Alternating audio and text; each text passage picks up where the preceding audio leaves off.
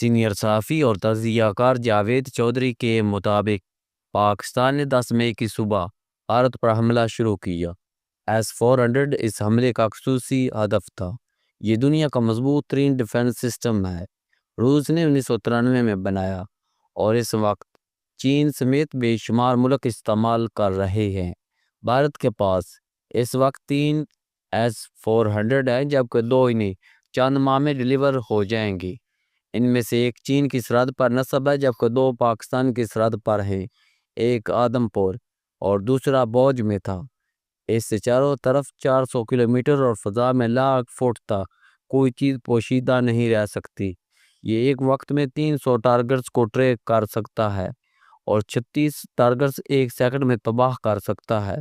S-400 پورا system ہے۔ اس کے اندر لانگ رینج ملٹی ٹارگٹ زمین سے فضا تک مار کرنے والے میزائل ہوتے ہیں، اپنا ریڈار سسٹم ہوتا ہے اور اس کے ساتھ درجنوں دیگر چیزیں ہوتی ہیں۔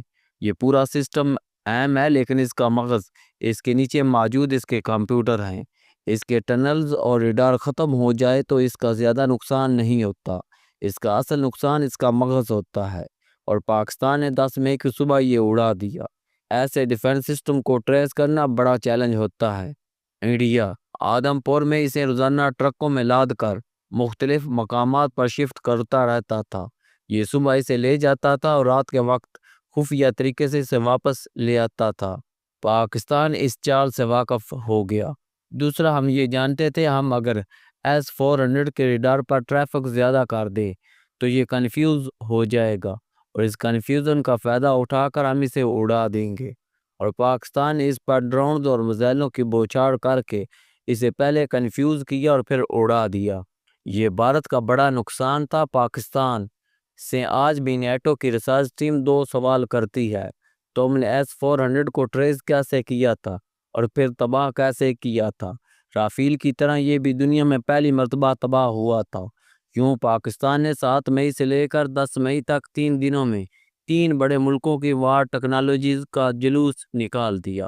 فرانس کا رافیل، اسرائیل کے ہاروپ ڈرونز اور روس کا S-400، اور اس کے ساتھ ساتھ پاکستان نے الیکٹرک وارفیئر میں بھی نئی تاریخ رقم کر دی۔ پاکستان نے انڈیا کا بجلی سسٹم ہیک کر لیا تھا اور یہ اس کے ذریعے ڈیمز کے سپل ویز کھول دیتا تھا اور پوری ریاست کی بجلی بند کر دیتا تھا۔ پاکستان نے ایک وقت میں 70% انڈیا میں بلیک آؤٹ کر دیا۔ ان کا ڈیفنس کمیونیکیشن سسٹم بھی ہیک ہو گیا۔ یہ لوگ کس وقت کیا کر رہے ہیں پاکستان کو یہ تک معلوم تھا۔ انڈیا کا GPS بھی کنٹرول کر لیا گیا۔ ان کے پائلٹس کے فون بھی ہیک ہو گئے تھے۔ مثلاً پاکستان کو 7 مئی کے حملے کی لیڈ ان کے ایک پائلٹ کے ذریعے ملی تھی۔ پائلٹ کی گرل فرینڈ کا فون ہیک تھا، وہ اس سے بار بار پوچھ رہی تھی تم کب آؤ گے 6 مئی کی شام۔ اس نے اسے بتایا بس آج کی رات میرا کام مکمل ہو جائے گا اور میں کل آپریشن کے بعد چھٹی لے کر آ جاؤں گا۔ اس ایک فگر نے پاکستان کو بتا دیا آج رات رافیل بھی آ رہے ہیں اور حملہ بھی ہو رہا ہے۔ لہذا جب حملہ ہوا تو پاکستانی پائلٹ پہلے سے تیار تھے اور انہوں نے ایک ہی حملے میں انڈیا کے ساتھ طیارے گرا دیے۔ پاکستان نے انڈین پائلٹس کی کمیونیکیشن بھی ہیک کر لی تھی۔ اسلام آباد میں ان کی تمام گفتگو سنی اور ریکارڈ کی جا رہی تھی۔ ان کا ریڈار، سیٹلائٹ اور آپس کا رابطہ بھی کاٹ دیا گیا، اور آخر میں 10 مئی کو برنالہ میں بھارتی ایئر فورس کا کمانڈ اینڈ کنٹرول سسٹم بھی تباہ کر دیا گیا، اور یہ بھارت کا S-400 کے بعد بڑا نقصان تھا۔ بھارت نے 8 اور 9 مئی کو پاکستان پر براہموس داغنا شروع کر دیے تھے۔ پاکستان نے یہ بھی ہیک کر لیے، لہذا آدھے سے زیادہ براہموس انڈین پنجاب میں گر گئے اور وہاں تباہی پھیلا دی، جبکہ ایک براہموس پاکستان کے اوپر سے گزر کر افغانستان میں بھی جا گرا۔ لہذا 7 اور 10 مئی بھارت کے لیے خوفناک خواب بن کر رہ گیا۔ 10 مئی کو ایئر فورس اور پاک فوج دونوں نے مل کر حملہ کیا تھا۔ پاک فوج فتح 1 اور فتح 2 داغ رہی تھی، جبکہ ایئر فورس سے JF-17 سے میزائل پھینک رہی تھی، جہاں تک کہ بھارت نے 5 ملکوں کو سیز فائر کے لیے درمیان میں ڈال لیا۔ یوں جنگ ختم ہو گئی، لیکن دنیا کے سامنے ایک نیا پاکستان متعارف ہو گیا۔ اس پاکستان نے سب سے زیادہ ڈونلڈ ٹرمپ کو متاثر کیا۔ کیسے؟ اس کی 2 وجوہات ہیں۔ پہلی وجہ، پاکستان نے کسی دوسرے ملک کی مدد کے بغیر یہ جنگ اپنے بل بوتے پر لڑی اور جیتی۔ دنیا میں ہر شخص بہادر لوگوں کی قدر کرتا ہے، ٹرمپ سے لاکھ اختلاف کرے لیکن یہ اس معاملے میں بہت شاندار انسان ہے۔ یہ دوسروں کی خوبیوں کو بہت جلد بھانپ لیتا ہے اور ان کی کھل کر تعریف بھی کرتا ہے۔ پاکستان کی بہادری نے ڈونلڈ ٹرمپ کو متاثر کر لیا۔ دوسری وجہ پاکستان کی سفارتکاری تھی۔ پاکستان نے 70 برس سے امریکہ کے ساتھ کام کر رہا ہے۔ یہ جانتا ہے امریکی ہمیشہ کریڈٹ جمع کرتے ہیں، انہیں تھوڑی سی کامیابی کے بعد لمبی چوڑی واہ واہ چاہیے ہوتی ہے۔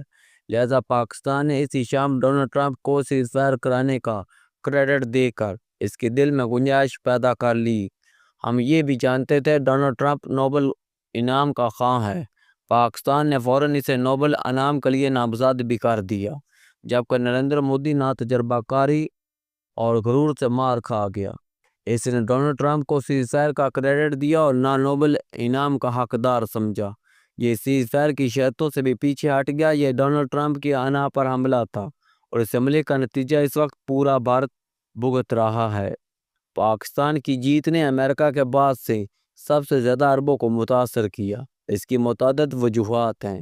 مثلاً عربوں کا سورج امریکہ سے طلوع ہوتا ہے، یہ ہمیشہ اسی طرف جھکتے ہیں جدھر امریکہ کا جھکاؤ ہوتا ہے۔ امریکہ 1980 کی دہائی میں پاکستان کا دوست اور بھارت کا دشمن تھا، لہذا عرب بھی پاکستان کے دوست تھے۔ امریکہ نے 2005 میں پالیسی تبدیل کی اور بھارت کو سپورٹ کرنا شروع کر دیا، جس کے بعد عربوں نے بھی اپنے دروازے بھارت کے لیے کھول دیے۔ آپ حد ملاحظہ کیجئے، 13 فروری 2024 کو ابوظہبی میں مندر بن گیا اور اس کا افتتاح نریندر مودی نے کیا۔ انڈین جنرل نے سعودی عرب کا دورہ کرنے والے پہلے آرمی چیف تھے۔ یہ 6 دسمبر 2020 کو ریاض گیا اور ان کی وہاں اعلیٰ ملٹری حکام سے ملاقاتیں ہوئی۔ عرب آج تک چین اور روس کے قریب نہیں آئے۔ کیوں؟ کیونکہ امریکہ انہیں ناپسند کرتا ہے۔ مئی کی جنگ کے بعد جب عربوں نے دیکھا ڈونلڈ ٹرمپ پاکستان زندہ باد کہتے نہیں تھک رہا تو یہ بھی ہم پر مہربان ہو گئے۔ دوسرا، پاکستان قربانی دینے اور لڑنے والا ملک ہے۔ ہم نے بھارت کے ساتھ 5 جنگیں لڑی اور اپنا سکہ منوایا۔ ہمارے علاوہ کسی اسلامی ملک میں ایسا وار سٹیمنا نہیں۔ تیسرا، عرب ملکوں کی آبادی کم، دولت زیادہ اور ہمت انتہائی کم ہے۔ ان کے عام سپاہی بھی ٹریننگ کے لیے لینڈ کروزر پر اکیڈمی جاتے ہیں۔ دنیا یہاں کا جدید ترین طیارے اور میزائل ان کے بیسز پر کھڑے ہیں، لیکن انہیں چلانے والا کوئی نہیں۔ یہ بڑی تنخواہیں دیتے ہیں لیکن ان کی نوجوان نسل فوج میں بھرتی نہیں ہوتی، اور اگر کسی مجبوری کی وجہ سے یہ ہو جائے تو یہ ٹف ٹریننگ سے گھبراتے ہیں۔